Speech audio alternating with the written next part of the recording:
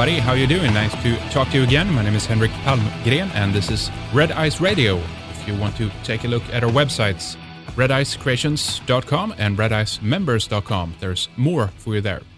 Today we have two gentlemen with us who have been called apologists for the Illuminati. They are, however, among the few in the world who have actually translated the ritual and doctrines of the Bavarian Illuminati.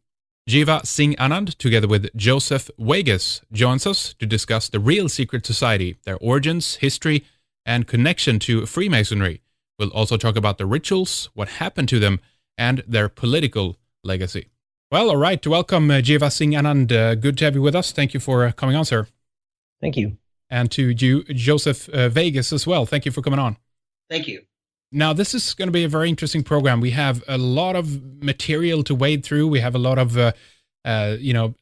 issues to discuss. You guys have, of course, been collaborating on the English translation of the ritual work of the Bavarian Illuminati. And this is, of course, the real Illuminati, not the fable fiction that most people talk about today. But we have a lot to discuss, hence, to kind of straighten out and to do the best that we can with the time that we have here today.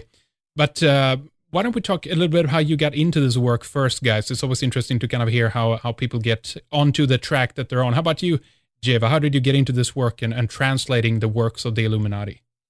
Well, I'm a professional translator. I've been translating technical and literary documents for about 3 years now.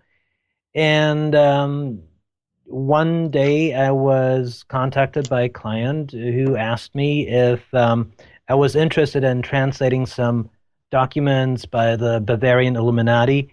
And of course, I'd heard about the Illuminati. The first time I heard about it was when I read Robert Anton Wilson's Illuminatus trilogy. So, of course, it was something that I was interested in, especially since Dan Brown was publishing his wonderful novels, mostly fiction, but definitely interesting stuff. So I kind of jumped at the opportunity, and I translated Weishaupt's brief justification of my intentions, and then later I ended up translating Baron Knigge's. The original title in German is about a half-page long, but I shortened it down to Philo's reply to questions concerning his association with the Illuminati. And at that time, those two documents were the only thing I pretty much knew about the Illuminati, and so I kept researching on the internet, and there's a lot of stuff on the internet that isn't history-based. It's a story that everybody knows about the sinister cabal that's trying to take over the world and turn everyone into puppets and all these things. And then I ran across Terry Mellinson's website. Right, yeah. And Terry and I don't see eye to eye on a couple of things, but his work on the Illuminati is definitely research-based, and he and I, we have a very cordial relationship through the internet on his blog and on the Illuminati info blog as well. And he's just been a fount of information on the historical Illuminati. And I believe it was Terry that got me in touch with Joe. And I was actually in the process of working on a different book. It was Leopold Engel's Geschichte des Illuminatenordens, or History of the Illuminati Order, in which he basically outlines the actual history of the Illuminati. And then Joe said, hey, Jeva, how about we work on the ritual book instead? And Joe also had contacts with Reinhard Markner, who is a well-known authority on the subject of the Illuminati in Germany. And so Joe and Reinhard had access to the original documents. So I just basically jumped at the opportunity to do this, and I think it's a pretty important project. Well, indeed, there's a lot of components to it. How about you, Joseph? What sparked your interest in this topic? So what sparked my interest initially in the Bavarian Illuminati was, you'd heard all these different conspiracies and things like that, and it kind of always had intrigued me. But I'd also had a deep fascination with continental masonry, and so it kind of got me going on down the road. Well, when I started researching this group, about 2004, 2005, one thing I noticed really quick is that there were a lot of secondary sources that referenced documents that weren't available on the internet. So I took it upon myself to try and make those documents accessible to the public at large. One of the first books I started with was a book called Some Original Writings, and it was basically these documents that were seized from a counselor, Zvak, who was a member of the Areopagite. And the Areopagite Council was the ruling council of the Illuminati. They basically were like the head group with Adam Weishaupt at its head. And so anyways, when his residence was searched, it yielded a bunch of documents and artifacts. And one of the things that was inside there was this text called Better Than Horus. Well, I got to reading around on it, and in John Robeson's book, Proofs of a Conspiracy, they call it a treatise wherein atheism and materialism are defended, and it really got my interest going. So I took it upon myself, and lo and behold, I was able to find a copy of this text. And so, long story short, I got a hold of this text, and the text is written like you read it from left to right, but it's in German, and you read it from right to left. So to read the text at all, you have to transpose it by hand. Well, it makes sense why the text would be written in Spock's hand, is because he had to transpose it to be able to read it, and really what the text was a piece on deism. So using the discovery of this text, I was able to get in touch with Reinhard Markner, and he kind of set me along on my path and helped me gain some access to some things that I couldn't normally get a hold of. And before long, I had nearly everything, all the primary sources, published and put onto the web. And I had it on an old Scribe account, but they canceled my account some years later. Well, they were nice enough to keep all the documents up there, so that worked out pretty good. Oh, interesting. There's a lot of material, of course. I saw some of the links from Terry Melanson's page as well to some of the material that you got across. But this was just kind of, how hard had you worked to get across these sources, Joseph? And why do you think that no one else had done that previously? Well, the one thing I noticed really quickly is that the narrative for the Bavarian Illuminati, it all is like it's rooted in some place. And so taking elements of this narrative, I was able to search and come to the source of what we now consider the modern conspiracy version of the Illuminati. And what it comes down to is there's a book written in 1955 by a gentleman by the name of Emanuel Josef. And if you go and you read this guy's text, it's not only the origin of that the Illuminati, why they came over here, and they've set up their secret societies, and so they reference all this stuff. But in it, they say that Thomas Jefferson's a member of the Illuminati. But even crazier than that, the conspiracy theory that says the seal of the Illuminati is the obverse of the Great Seal, the all-seeing eye and the things like that. Well, it turns out that it's also the origin for that conspiracy theory as well. So in this one text, you get two conspiracy theories, and I don't know, for whatever reason, people have just ran with that without checking all the facts. And then by checking into all the different facts and also having the ability to read and speak German, I was able to to comprehend a lot of this stuff, what was real, what wasn't, and it just kind of set me on my adventure. Interesting. We'll get more into this here, but before we get into the details here, let's bring everyone up to speed here first. We shouldn't assume that everyone, of course, know the stuff that you guys know regarding the real Bavarian Illuminati, who they really were, why they were formed, and what ideology they actually held. And we want to do this, of course, to try to, as you've kind of really detailed already, to try to counter the misconception that the Illuminati somehow, well, these days it's more like, Jay-Z and his posse or something like that, holding a triangle above their heads or something like that. But what can you guys say about the Illuminati, the origins, and just as much as possible of what we know historically? I know that there's a lot to it, but whoever want to pick up that, please go ahead. Jeva, would you like to? Sure. They started out as a student organization in 1776, May 1st, 1776, and they didn't really last. They lasted for about maybe 11 years tops. Definitely 1785 is when the last Illuminati Lodge was closed. And then after that, they just kind of lingered for a little bit. Originally, they were they were basically a group of freethinkers who were thrown into kind of a very oppressive educational system. During that time, there was a reform movement going on by the deceased Bavarian elector, the Prince Regent of Bavaria, Maximilian the Second, I believe. And after his death, Charles Theodore of Bavaria became the Elector of Bavaria. And the other factor that needs to be taken into consideration is that at that time, the Jesuits, who had been disbanded, were struggling to maintain whatever positions they held throughout Europe, and they were trying to hold on to those.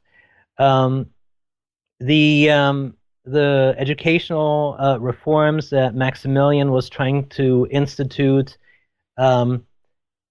basically aimed at bringing the educational standards more in line with the rest of Europe, and they felt that the positions held by the Jesuits were just not doing that. They were just too focused on, well, is this textbook in line with the doctrines of the Catholic Church and so forth?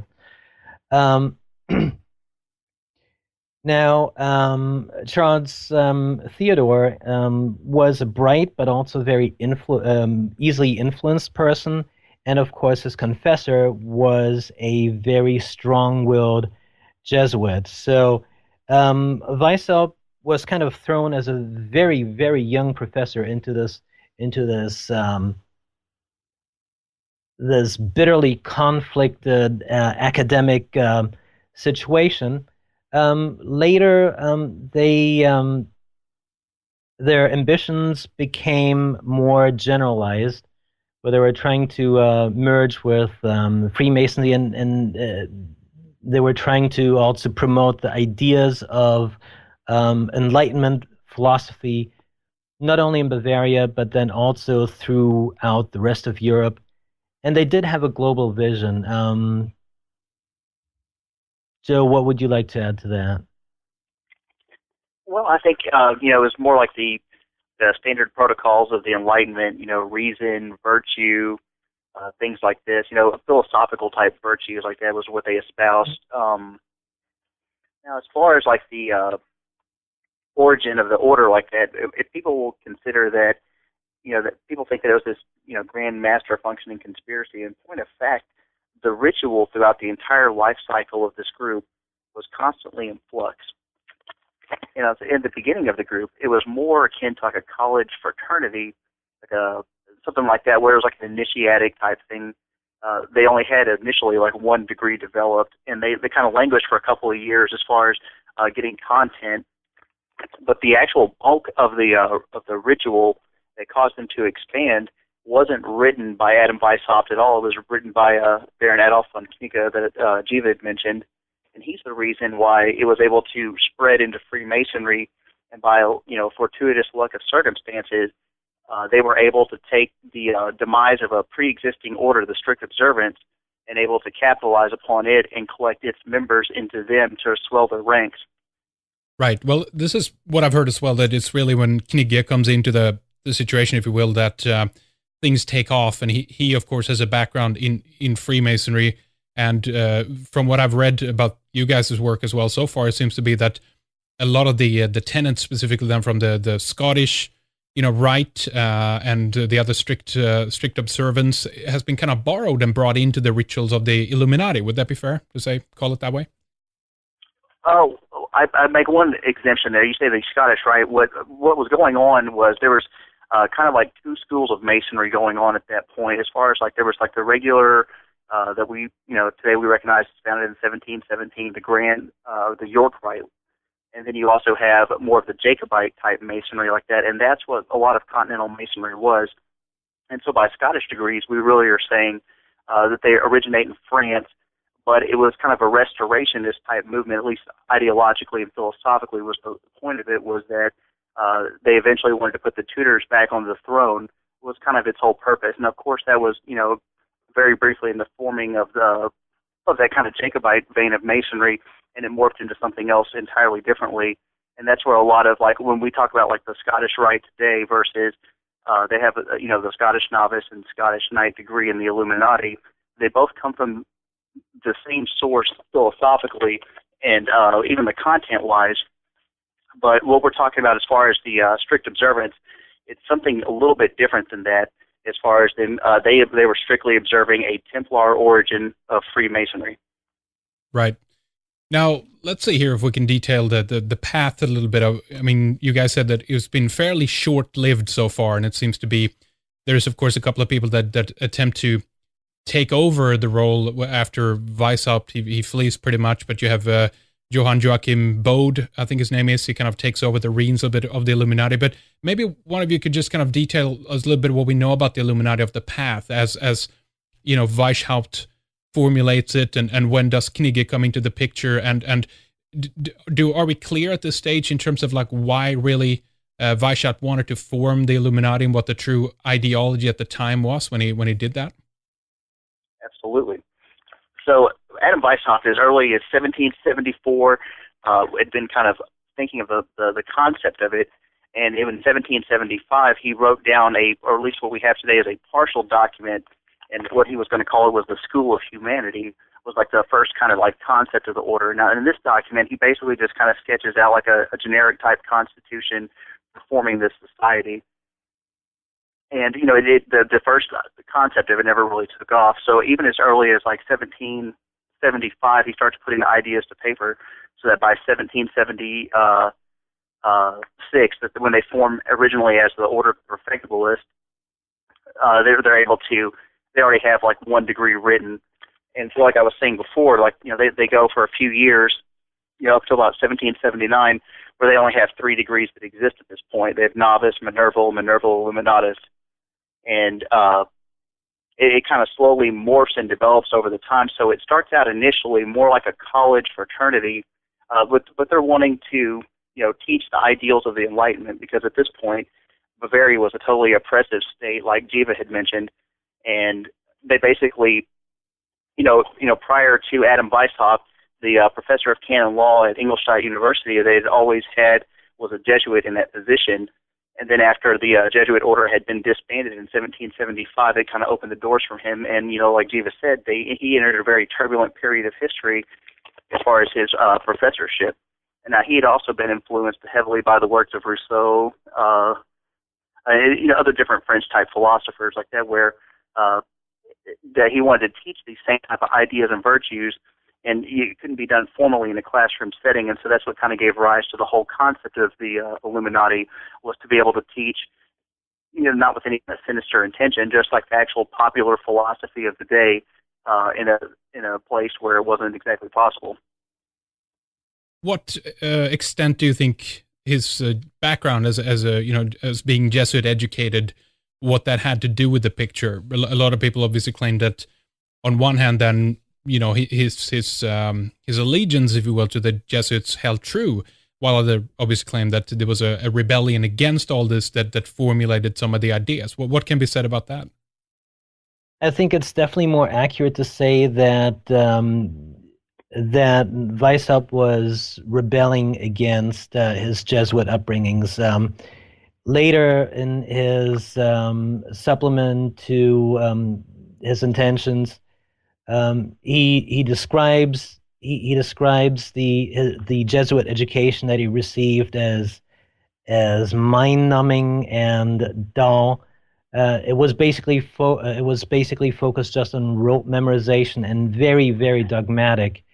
Now, Knigge observed, though, that his personality was definitely shaped to a considerable degree by his Jesuit upbringing, because even though his ideas and the whole idea of making the Illuminati ritual rather than a set rigid tradition, making it more a fluid process type, but his way of leading the organization ended up being pretty authoritarian. And originally, he had intended to model the Perfectibilists and then later the Illuminati on the Jesuit on the Jesuit model. And while he was able to pretty much keep his Bavarian members in line with that, the members from the more northerly states, that did not sit well with them at all. And why was that, do you think? Because of his authoritarian and dogmatic approach to running the organization. Some of the required reading that he had set up for all the beginners classes in the northern Protestant German states, they were fairly well known, although in Bavaria it was still pretty hard to get a hold of them. And he wasn't willing to make adjustments for provinces in the northern states, where books like that were actually pretty basic reading for an educated person. I see. Now, we're going to get into some of the Illuminati rituals and everything else here later, guys, that you have translated and stuff like that. But I wanted to ask you first, Joseph, how many publications and documents, from the Illuminati, their own writings, if you will, exist that we know of? And is there any further out there that is yet to be either found or translated or something like that? Well, as far as complete ritual manuscripts, there's one that's in archive in the Secret State Archives in Berlin. There's one full set, but it doesn't include the top 2 higher mysteries degrees, Magus and Rex, for the reasons that I mentioned before, that they were incomplete and not very, they were not complete, fully thought out degrees. They were only partial manuscripts, more like outlines. They're still beautiful texts, but they're just not they're not fully developed. But as far as all the they're still finding correspondence to this day. And in fact, Reinhard Markner, his project, it's the correspondence of the Illuminati order. And one of the things that he does is he visits, different archives, family papers, and he kind of visits these people's collections of papers like that and goes through it. And through that, he's found so many different things that's given such a broad and a deeper knowledge and insight and understanding into the order, just through people's own correspondence that still exists. And a lot of the papers for Continental Masonry were confiscated when the Nazis came to power, because they saw that Freemasonry was some kind of Jewish plot to take over the world, or at least that's what they believed it to have been. And so they basically would close the lodge, arrest all the Masons, and send all their papers back to the SS. There's a division called the RSHA, and they would search through all their different papers, to find evidence of this plot. Well, they had a couple different publications, and of course, none of them were able to find this plot that they were looking for. But all the same, they held these papers in storage. Well, at the close of World War II, near the end of the Nazi regime, they took the papers of the RSHA and put them in some cave in Silesia, and they were able, and then also some of the papers, if I remember correctly, it was either Munich or Hamburg, I can't remember which one, but some of those other papers too also existed there, and a lot of it was damaged and lost, and the Soviets recaptured a bulk of it. So as far as the history of Continental Masonry, it was totally incomplete and inaccessible from the early 40s all the way to 1991 or so, 92, when researchers started going there. And then by the early part of the 90s, a lot of these documents were repatriated to different cultural institutions and from the different countries that they belonged from. Now, let's back up a little bit too there, because there was obviously a period before this where there was a lot of documents being brought out of the region. And I wanted to ask you guys specifically more about the Schwedenkiste, the coffin or box that was shipped up to Sweden. And what I've heard so far is that the under the supervision of the Swedish royal family and the Grand Lodge of Sweden, they brought up or protected, if you will, the legacy of the Illuminati for a long time. I don't know exactly all the dates here, and maybe you guys can clarify that a little bit more, but they were preserved, if you will, in a large wooden box and brought up to Sweden. What happened there? And obviously, we can talk a little bit more about why they were so suppressed. What was so dangerous with the writings, if they were, as you guys have clarified so far, pretty benign? I guess looking backwards, we could say these writings are pretty benign now, because a lot of the things that they advocated are freedoms and liberties that we take for granted today. Intellectual freedom, religious freedom, to a degree. I think we probably live in a more pluralistic society than what they envisioned.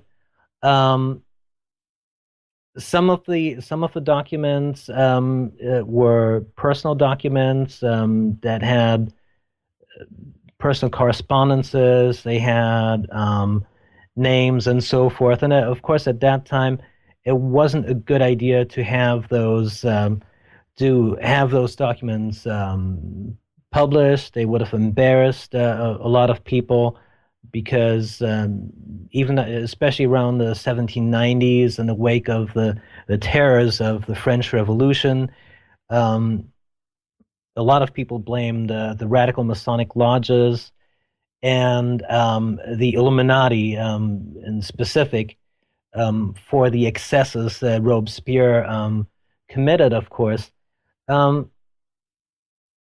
The Schwedenkiste is actually currently in Erfurt right now, and there's actually a research project, a state-funded research project, where all these documents are currently being transcribed and stored in digital format. So there's a lot of the Illuminati documents. The original documents were actually published in the 1780s, 1786 to 1788, primarily to expose and embarrass the Illuminati, because their strength, they insisted, lay in their secrecy. Well, if all the rituals and all these plans and all that stuff is published and out in the open, well, there goes a secrecy. And in fact, after 1785, Weishaupt made it a policy, anything pertaining to degrees and so forth, that he actually outright and published it. Why do you think it is, Jeva, that that they were safe in Sweden as opposed to in well, it wasn't Germany at that time, but in the different kingdoms, if you will, of Bohemia?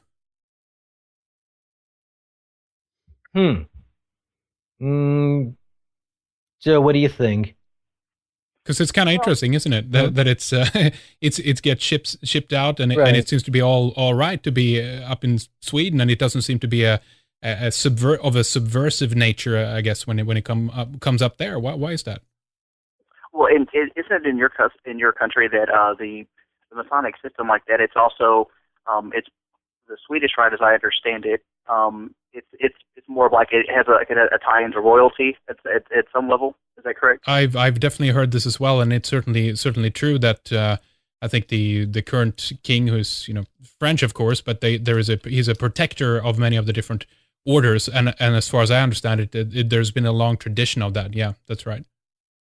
Okay, so as I understand it, like the Swedish rite, it has a common origin with the Illuminati, in the sense that from the strict observance right there, the first lodges and stuff were running that particular rite in Sweden. So from a historical perspective, one could argue that that whole system is connected in antiquity. Not that it was the Illuminati system, but it was a slightly different rite from a common origin. And also Boda back then, he was friends with pretty much anybody that was a Freemason. And so my thinking is that maybe some of the correspondence he had with some of the people, that were more like the Girondins of the French Revolution, he was more affiliated with those type of people. Maybe some of his correspondences wanted to suppress those type of things, but also some of his deals where he's got the Rex degree and the Magus degree. If it wasn't for him preserving copies of those, we wouldn't have them at all today, so we wouldn't even know what the text was loosely about. I see. Now, let's talk about the tie-in of with Masonry here there, and what you guys have found when it comes to the people. There's many members, of course. There's over 1,000 members who were part of the Illuminati, but was there something to the fact that there was that the Illuminati were trying to infiltrate Freemasonry, or was it simply that a lot of them already were Freemasons, and once they were approached, I guess, to join, or if they inquired by themselves, etc., was it just that the time fit fairly well at that stage? What can you say about the connection between the Illuminati at the time and Masonry? Oh, Okay, definitely they were. Go ahead, Joe.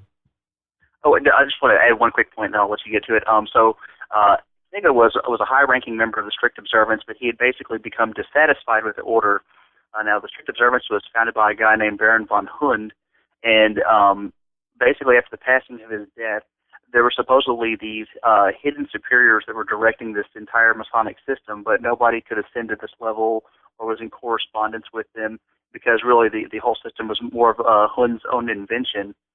And so it led to a power struggle, and at the Congress of Wilhelmsbad in 1782, basically the right was disbanded, and so there was a gigantic power vacuum. So Knigge at this point, it was already becoming dissatisfied back in the 1780s, and then he becomes into correspondence with the Illuminati. He gets put into the Areopagite Council in 1782, and it's at the same point where he's trying to swell the ranks. And so what it is he's enacting, Knigge, when he's writing the Masonic rituals, he's enacting a reform of the strict observance system into the Illuminati's higher degrees, because Adam Weishaupt wasn't very advanced in Masonry, and so he there's no way he could have ever composed these texts, and so that's why he was instrumental in taking the Illuminati from a college fraternity to more of a Masonic type organization. Yes, they were definitely making a run for taking over Freemasonry. I want to say their success was mixed at best. They at one point they were in control of a considerable number of Freemasonic lodges. They had kind of a I want to say like a hostile takeover policy, where either they would set up their own lodges, or they would slowly build up a majority of their own guys in a certain Masonic lodge. The Wilhelmsbad Congress, of course, they saw that as their great chance. And one of the things that Knigge wanted to do was he wanted to make and he openly admits that later, he wanted to make a big name for himself in Freemasonry. Weishaupt saw the Illuminati more as kind of he saw Freemasonry more as a recruiting pool for the Illuminati, whereas Knigge, on the other hand, saw the Illuminati as a chance to reform Freemasonry. And in Freemasonry, you have a lot of people that kind of come into the tradition and they feel that, well, here's what Freemasonry should really do instead of what they're doing right now. Seems like every couple of years or so, somebody comes out of the woodwork with a better plan for Freemasonry. Now, right, before we move on here, I wanted to ask you, Jeva, again here, if the accusation, I guess, of the connection to the French Revolution is more or less accurate. I mean, we have it starts to flare up around 1789. We have some, as it seems like, at least some connection to Jacobinism. We have some of the French lodges at the time, like the Nine Sisters Lodge and everything, and it seems to be a kind of a congregation, if you will, of certain ideologies and philosophies coming out at the same time. Certainly it can be a mistake to just bundle them all up together and say it's all the same kind of ideology and whatnot. But what would you say would be the connection to the French revolutions and Jacobinism specifically? In fact, that right now, that is a debate that's currently raging, and right now the way that it's turning out, it is in favor of the fact that the Illuminati were definitely not involved in the French Revolution. Abbé Baruel um, wrote his history of Jacobinism. As far as ideology is concerned, the idea of equality and social justice and so forth. Um, yes, we have some ideological common ground, and we can also look at, hey, look, revolutions, they're popular movements. So it's not surprising that we might find one or the other member that might be caught up in that revolution. Um, the big difference is, though, that the Illuminati, and that's actually, and I forget which degree that's in right now, but they actually did not put a whole lot of credence in the efficacy of violent overthrow. Their method and their ideology was not violence, but it was educational. It was education, and they had intended that to be a process that could take centuries or even longer than just centuries. So they're more But long-term kind of thing. They want to exactly, slowly change and transform society, correct? exactly, because they felt that a violent revolution only ends up replacing one tyrant with another, because human nature hasn't changed by the revolution itself. And what can be said at the time then about it and why this was so subversive? I mean, there is a, if we try to look back at history, I think we do make a mistake by applying our own current lens, if you will, and moral judgment and everything else. And of course, we can't do anything else, right? But it might not seem that the ideologies today are that, you know, subversive, if we can use that word, but you know, because we have actually already been brought up too many of the tenets in that regard. Maybe the Illuminati actually were successful in terms of the education and everything else that, you know, that you've been talking about here so far. But why do you think at the time it was so subversive? Was it just because it was anti-religious and going against the monarchy and the established order of the day, or was there anything? I mean, not that that's, you know, enough right there, but was there something else to it? I might jump in on this one. So when we take a look at what the Illuminati's influences were, a lot of people don't realize this, but the Illuminati were influenced by our own revolution, and they saw it more of like a fulfillment of like the natural order and progression of things. So when we look at as far as like the French Revolution, right, there's two main schools of thought, the Girondins and the Jacobins, sorry. And they would be of the type that would advocate more for a limited monarchy as opposed to a people's republic.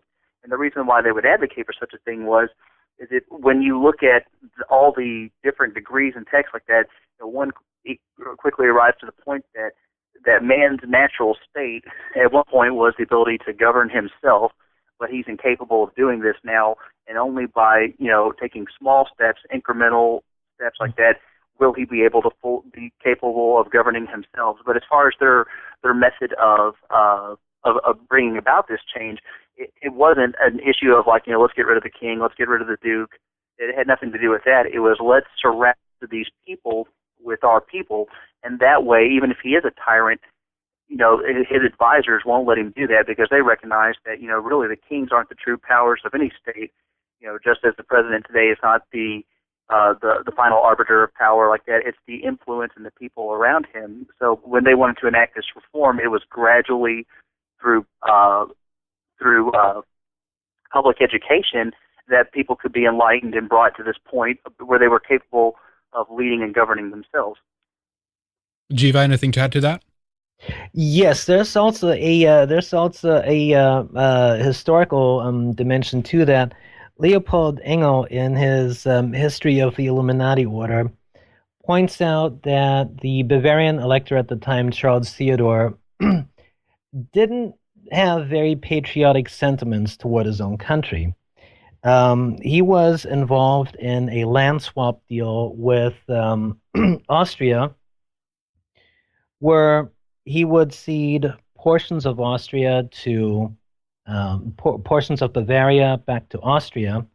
And the thing is, just 30 years prior to that, Bavaria and Austria were involved in a war, and the Bavarians had just managed to negotiate the Austrians back to their own country. Now, the Austrians were offering a Dutch province to Charles Theodore with the title king in exchange for some land in Austria, in exchange for Charles Theodore giving the Austrians some of the Bavarian lands. And that was something that was extremely unpopular with the Bavarian people. And so all of a sudden, here's the Illuminati. They've just been discovered. And Engel proposed that that Charles Theodore then decided to blow up this whole Illuminati story into this global conspiracy, if you will, in order to distract his own people from his own kind of shady political dealings that that he was trying to accomplish at the time. What was the climate of rule like at the time? Was it pretty much a feudal system, or how could we describe it, do you think? Germany at this time was actually divided into many tiny little independent states. And at one point or another, they were pretty much all at war with one another. It wasn't until 1848 that Germany actually started to become a single nation. We had the Weimar Republic eventually forming, and yeah, we had a couple of precursors to that. Now, if we could, this is very interesting just hearing about this, and again, I just having this idea of how we compare it to how it is today and what we compare it with today to get a context of this. But if we could put the Illuminati at the time in a political category, let's say, both of you could do that, you know, how you would see it. But I mean, we know that they wanted to influence, you know, science and education to a certain degree. Then we have a building of a kind of a political system, for the lack of a better term. But I've heard that they were, you know, utopian visionaries and things like this. But if we could put them in the political bracket today, were they a liberal, you know, Republicans that wanted to have self-rule, as you guys said, or where could you place them on the political bar, if you will? Surprisingly, I would say libertarian. Libertarian. Yes, very much so. They believed in a government that was so far in the background that it was practically non-existent. Interestingly, too, they did not believe in the abolition of private property, but they were very much concerned about the concentration of wealth and military power in the hands of a very few. There is a passage in one of the rituals where Weishaupt actually warns of, when we talk about it today, we would describe it the power of the military-industrial complex. So he was actually one of those people that actually warned of these. He warned of this becoming a major threat to civilization.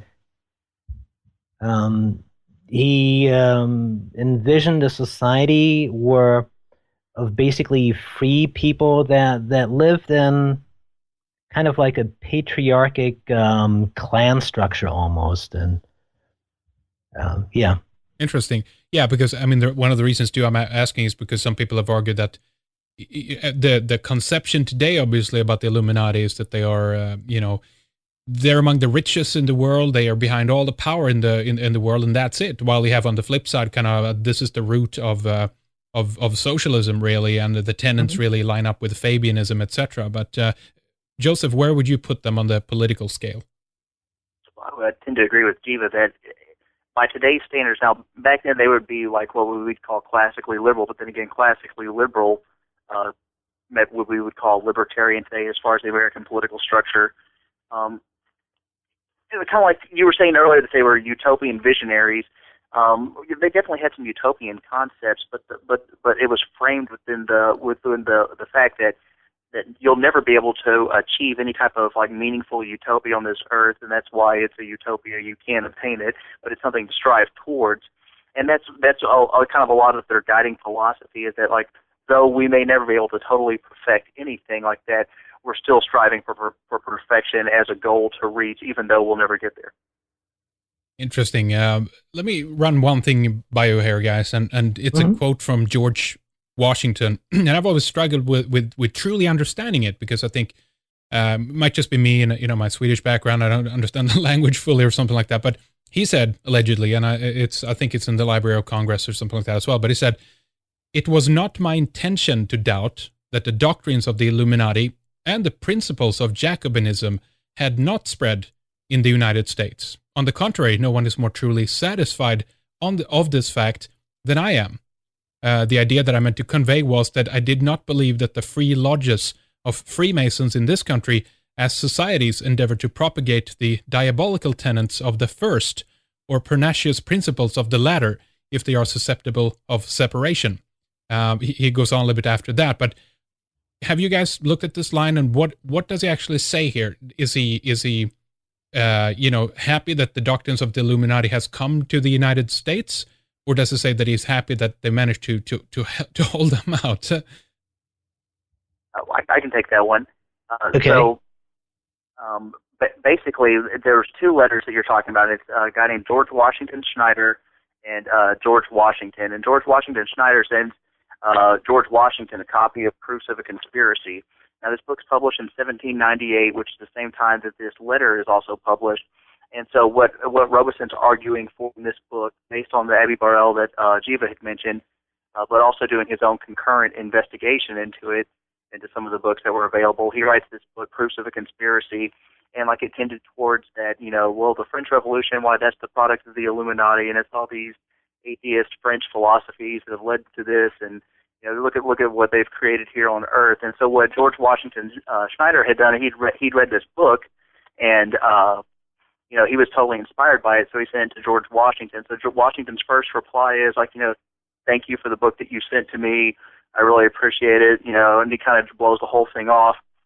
Well, George Washington Schneider writes him back like, hey, look, would you please look into this? And so I guess Washington had read the book, and then so what he was trying to argue for was that he goes, I'm truly satisfied that, that maybe they've tried to bring something like this over here like that, but I can assure you that none of the lodges here are like that or of that nature or character.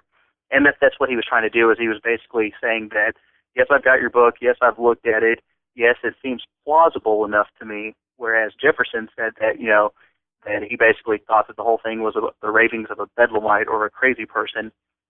Not that he was a member of it, but that he basically, because he basically thought it's like, look, the guy's like a naturalist philosopher, and if they had written their stuff here, why, he wouldn't have had to have invented a secret society. He could just preach it right out in the open, because we don't, we're not prejudiced towards people like that. And that was kind of the nature of that letter. Interesting. Okay, well, thank you for clarifying that. It's just that line that the language is obviously much different there a couple of hundred years ago, and it was not my intention to doubt that the doctrines of the Illuminati and principles of Jacobinism had not spread to the United States. On the contrary, no one is more truly satisfied of this fact than I am. And it goes back to what you said, Jeva, as well, because it gets confusing in this regard then, because if there is if we would align it to a libertarian ideology, as you said, you'd think that something like the Illuminati then would be welcomed under the banner of the founding fathers of the United States, and they would kind of fit very well in there, correct? Yes, I've actually got that whole exchange somewhere on the blog, and I've been trying to find it while you guys were talking about it. And I'll find it eventually. The idea was that I think the first letter ends somewhere along the lines, well, I'm too busy responding to letters from strangers, and therefore I don't have any time to read books. One of the things that we got to keep in consideration here that this is also a part of election presidential campaign politics, because we're looking at the presidential runoff between Jefferson and Madison, 1800, and it was also Washington pretty much suspected that this was just an anti-Masonic agitator. He actually addresses George Washington as the Grand Master of all American lodges, or something to that effect. And Freemasonry in the States is actually, we don't have a national Grand Lodge. Freemasonry is divided into jurisdictions where each state has their own jurisdiction. So what was your question again, please? Well, it was a little bit just about, you would think that the libertarian ideology that you described as being the tenets of the Illuminati would kind of fit into the what was happening in the United States at the time with the founding fathers and everything. Oh, absolutely, absolutely. And Jefferson actually described Weishaupt as an enthusiastic philanthropist. And yeah, so someone like Jefferson definitely would be in line of, would definitely be someone that would have a lot of common ground with Weishaupt and the ideas of the Illuminati. Interesting. Now we're going to take a break here in a little bit. We were kind of running a little bit behind because we had some technical difficulties here in the beginning. But let's give out some websites and stuff here before we take a short break. And of course, in the second, we're going to talk much more about the actual rituals and some of the writings that actually is contained within some of the documents. There's just so much more to discuss and talk about here. But you guys are currently translating a lot of material. You have going to put out books here later on. You're also looking for actually a publisher at this stage. Please describe to us what you guys are looking for right now, and if there's anyone, because we do have some publishers actually listening now and then to the program. And if you're interested in that, I don't know, but what's your plan, guys? What do you want to do book-wise here? Basically, one of the things that we want to do is we definitely want to get we definitely want to provide some educational materials on this this field of study, which is still emerging, and hopefully establish hopefully kind of open up a subject that in the past has been kind of been shunned by the academic community, at least here in the English-speaking world, and basically open up that field of study. That's one of the things. The other thing is that I think it's dangerous to base I think that fear-based beliefs without having the actual factual background, I think that leads to a very dangerous social dynamic. So one of the things that was our motivation, our attention, is to get the actual facts-based truth out there based on the original documents. Yes, exactly. Now, you guys have a website where you publish some of this stuff, Bavarian Illuminati.wordpress.com. That's one of the main websites. Are there any other, kind of personal sites that you guys like to give out? How about you, Jeva? Well, of course, I've got my translator's website where people, if they want to hire me to do some translating, it is firstchoicewriting.com. It's one word. As far as Illuminati-related websites, I've got a couple. I have, of course, conspiracyarchive.com. That's Terry Melancon's website. And let's see, Marco Di Lucetti's website, which is illuminatiofbavaria.wordpress.com. And then there is Bavarian-Illuminati.info. That is Terry Melancon's website that deals with just the Illuminati.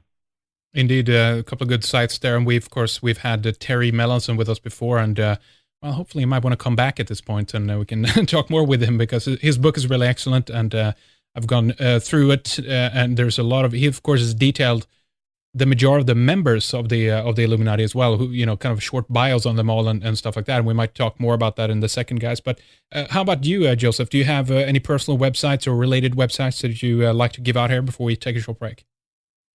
Yes, I've got two for you. Not my own personal sites, but sites I find interesting. So if anyone would like to have a duplicate replica of what the Illuminati jewel looked like for the Minerval degree, you can go to illuminatijewel.com and get your very own personal copy. Now, there's 3 of these things in the world, and this one is a full reproduction of the one version that's here in America. Now, the other 2 are in a museum in Germany. That's illuminatijewel.com. And if you want to kind of have a look-see at what the ritual may or may not have looked like, there's a gentleman who's got a really interesting set of cartoons, like a cartoon strip where he kind of animates what some of these different degrees were like.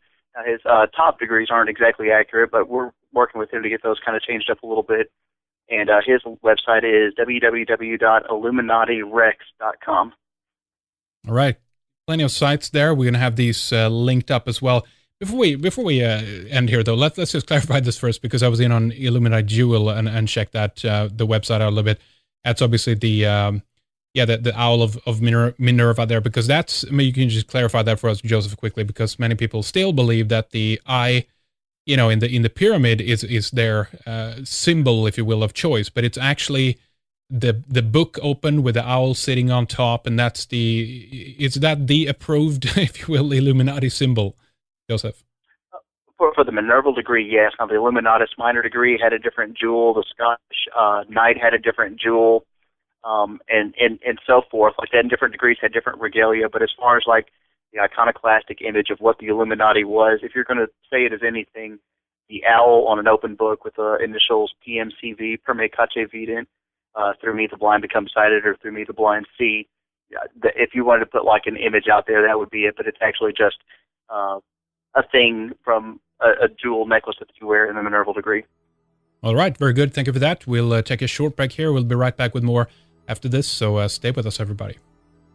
In the second hour, as we'll proceed, we'll go deeper into the rituals, the order's hierarchy, and the structure of the Illuminati degrees. We'll talk about Johann Jakob Lantz, the one who actually died by lightning on the way to Regensburg. He had the documents of the Illuminati on him, and when he and the documents were found, this is when the hunt was on for the secret society. We talk about the way they questioned people before admitting them into the order, and Knigge's methodology of asking all these questions.